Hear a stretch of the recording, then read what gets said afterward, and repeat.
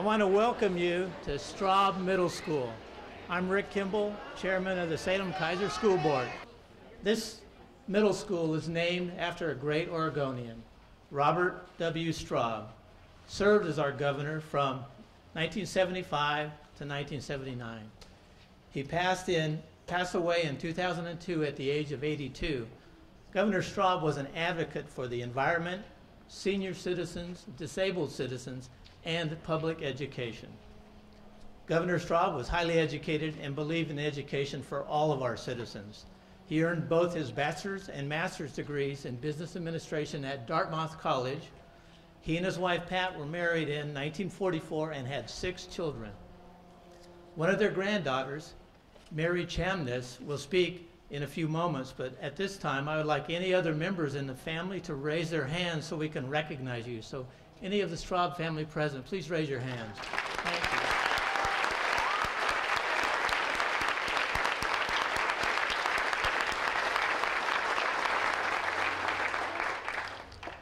And also at this time, I'd like to recognize some of our elected public officials that are here. Representative Vicki Berger, if you can raise your hand. And is our mayor, Anna Peterson, here? I haven't seen Anna. Are you here? No, okay. Dan Clem is here from the City Council. Dan?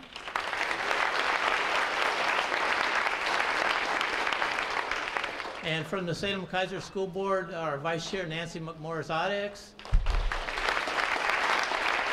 Ron Jones, Chuck Lee, Chris Brantley, and Jim Green.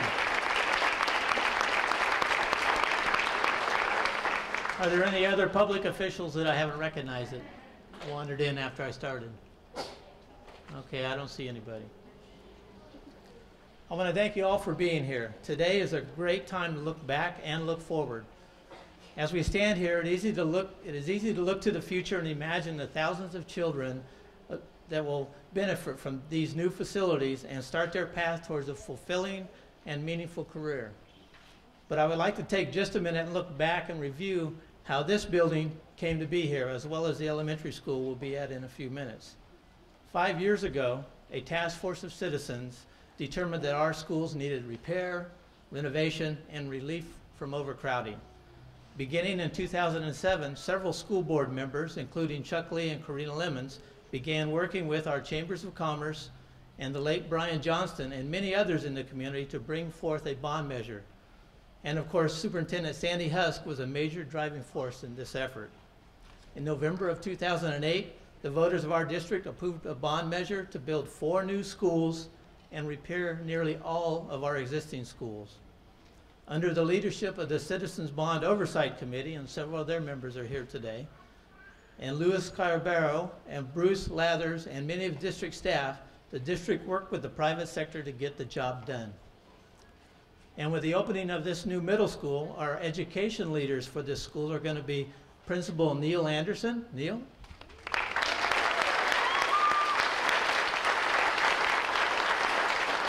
And Assistant Principal Leanna Fletchall. Leanna?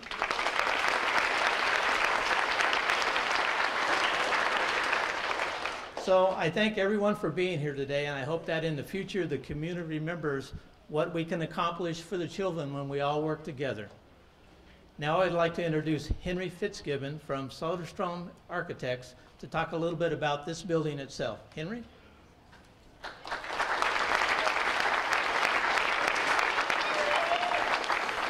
Thank you all very much. And to begin with, I'd like to thank Salem-Keizer School District. It's a real opportunity, a real pleasure, and definitely a challenge to put these 2 buildings together. And the people that we've worked with have been absolutely wonderful.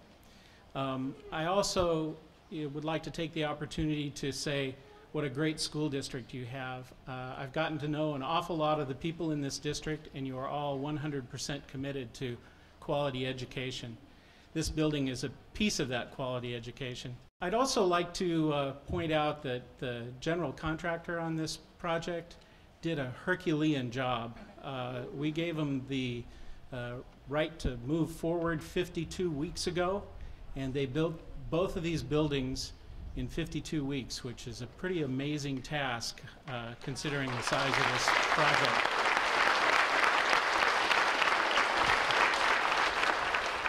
The building that you see here is uniquely shaped. You enter on the second floor and go down to the first floor. It's quite a steep hill. We took a look at this situation here and tried to figure out what the best siting and situation was for the building.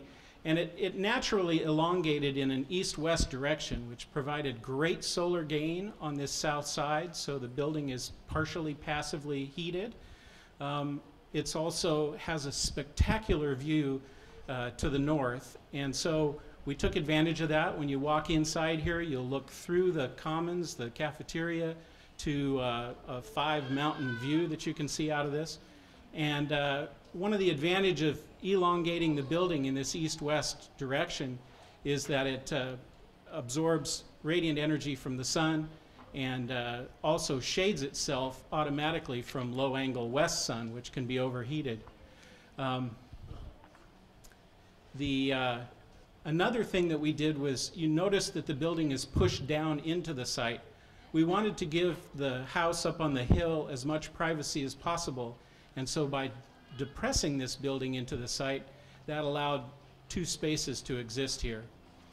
Other things, the building has outsulation on it. That is, every wall that you see here has both insulation inside the wall, which is normal, but it has an additional layer of insulation on the outside of the building, which adds to its energy efficiency and prevents thermal bridging, which is heat leaking from the inside to the outside. From an educational standpoint, the windows in the classrooms, you'll notice, are all very tall.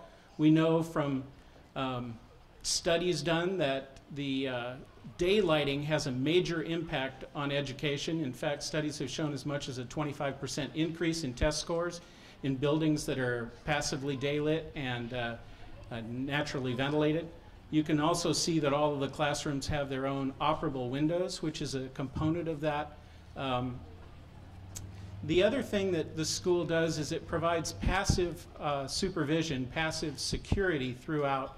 So there are long hallways which are observed from multiple locations where teachers will be, and you're able to control and manage the building visually instead of using cameras or other artificial means. So this building is a safe building because of that. We also think that the building should be inspiring to education, and there's a marked difference between the 2 buildings, the elementary school below and the middle school above, because of the outlook of the children at the time. We did an outreach to the neighborhood and asked them what they wanted the building to look like, and as a result, we've ended up with a fairly progressive looking building. We also think that it's an inspiring building, inspiring people to higher levels of education and a commitment to that. In terms of technology, this building is wired throughout. It also has heads-up displays, smartboard technology in every classroom. And it has a number of areas where you can use wireless technology in the building. So with that. Thank you, Henry. Thank you, Henry. Next, Mark Shipman, who is the president of the Salem Area Chamber of Commerce, will address us. Mark?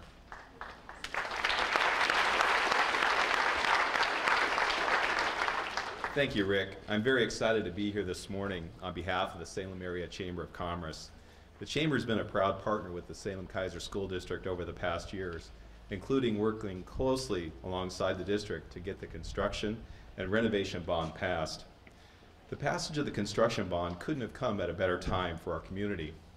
Over the past 2 years, these new schools and a substantial number of renovation projects have been completed in many of our existing school facilities here in the Salem-Keizer area.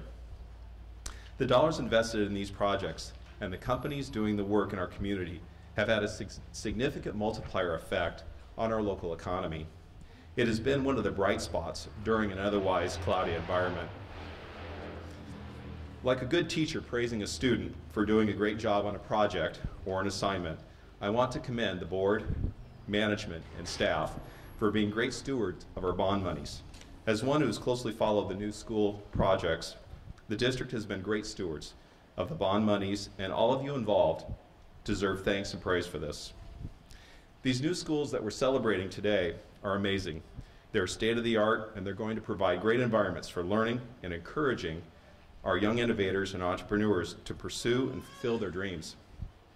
The Chamber is committed to pursuing excellence in education for the students that will be attending these schools and other schools in the district through programs like Ready to Learn, Ready to Work, and in bringing in business leaders into the schools to help share their experiences and mentor these young innovators to develop and pursue their dreams.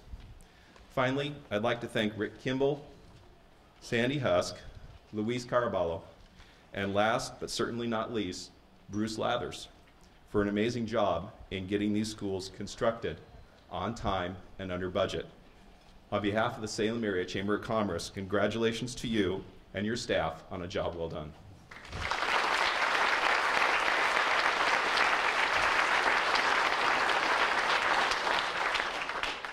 Okay, next we'll have comments from the Straub family.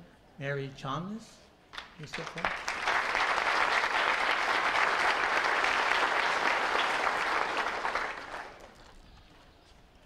Hello, my name is Mary Chamness, and I'm one of the Bob Straub's granddaughters. I also have the privilege of living in his house with my family for the last 9 years and being part of the Salem community.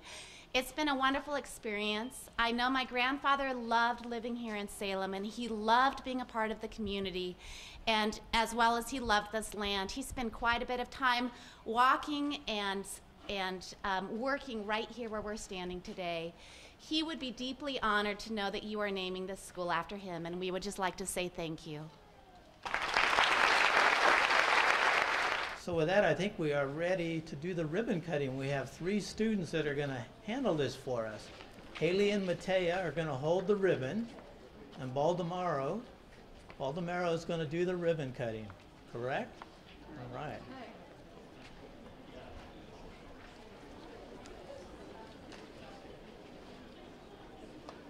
So here we go for the new Robert W. Straub Middle School. Smile, kids. 3, 2, 1.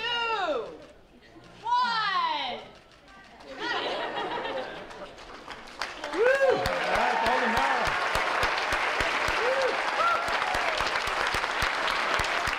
Good job.